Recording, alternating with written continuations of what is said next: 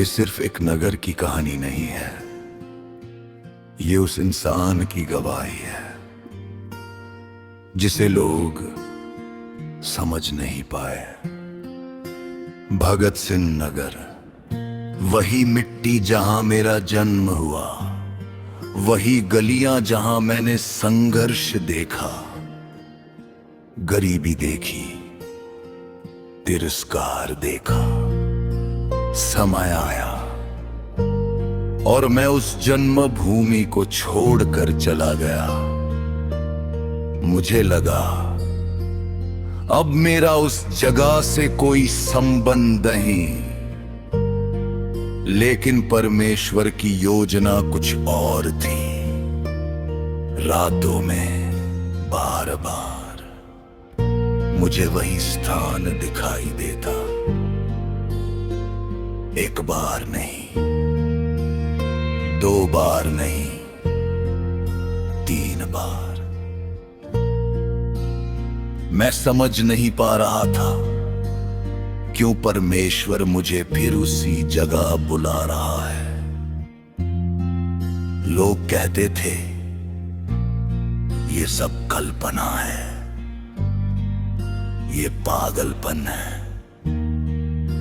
लेकिन सुनो, जब परमेश्वर बोलता है तो उसकी आवाज इंसान की आवाज जैसी नहीं होती। मैं वापस गया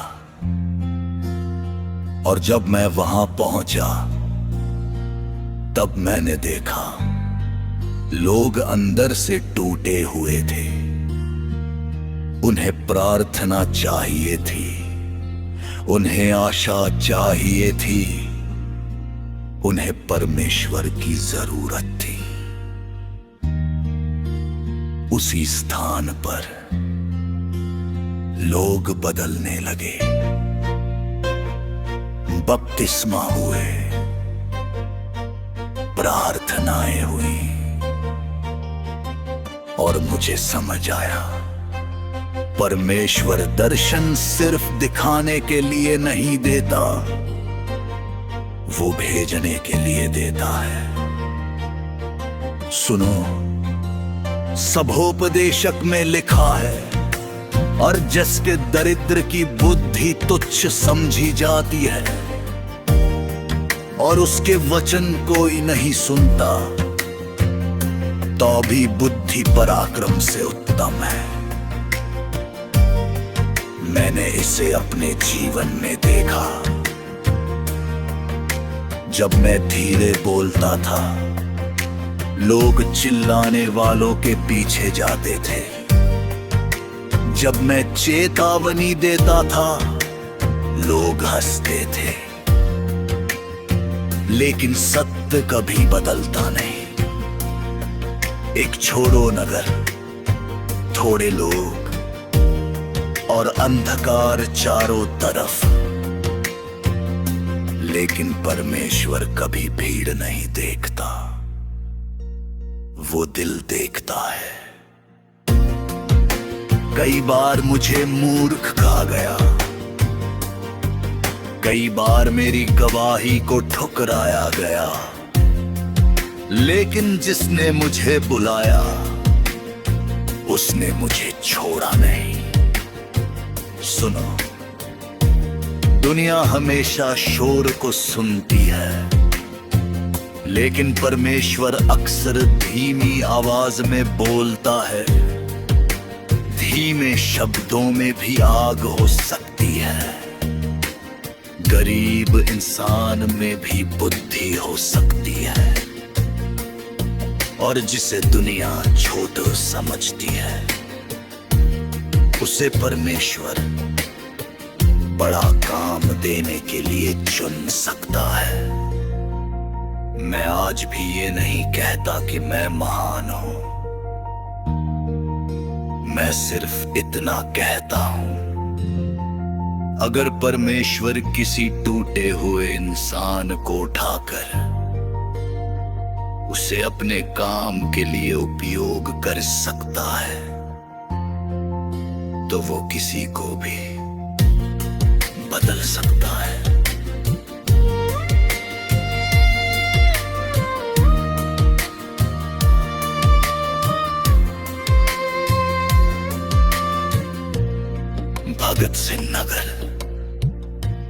एक दिन तू गवाही देगा कि परमेश्वर ने उस आवाज को सचमुच भेजा था जिसे लोगों ने कभी हल्के में लिया। और याद रखो, बुद्धि युद्ध के हथियारों से बड़ी होती है और परमेश्वर की बुलाहट कभी व्यर्थ नहीं जाती। प्रेरित महेंद्र वेता, अनंत पेंटिकोस्टल मिशन फाउंडेशन।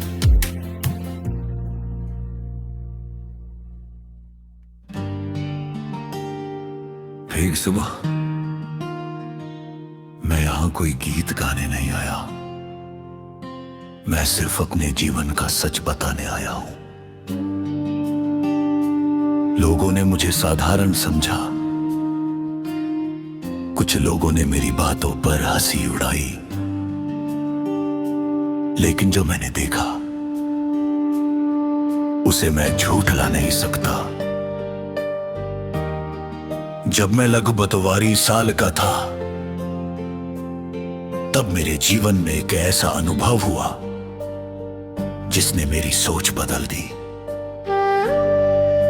मैंने देखा यीशु मसीह को भाला मारा गया और उनकी पसली से लहू बह रहा था। फिर ऐसा लगा जैसे वही लहू मेरे ऊपर गिर रहा है। उस दिन मैं डर गया था, लेकिन उसी दिन से मेरे अंदर कुछ बदलने लगा।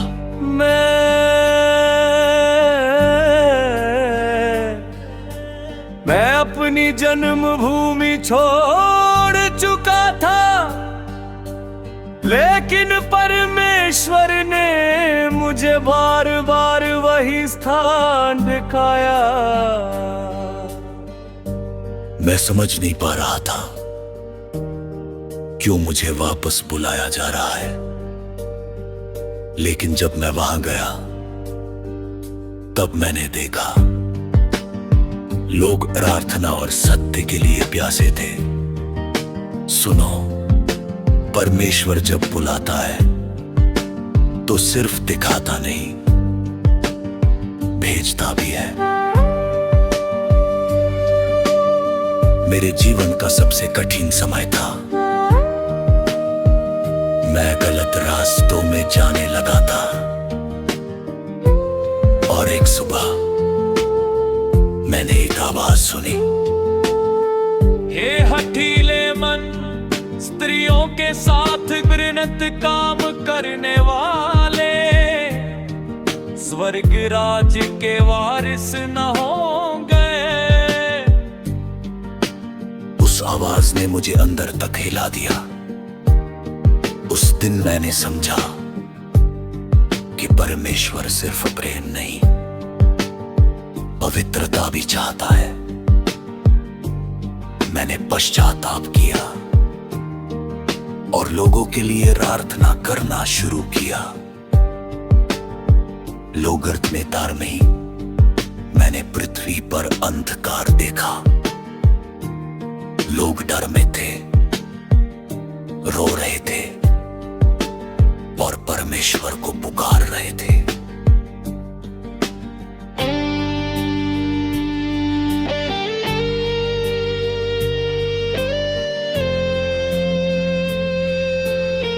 जब बाद में महामारी आई, तब मुझे वो परशन याद आया।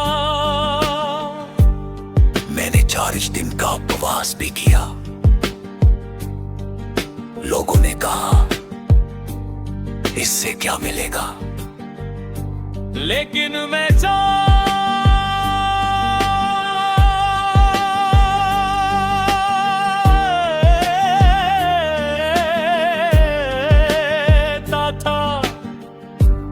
सच्ची प्रार्थना कभी व्यर्थ नहीं जाती।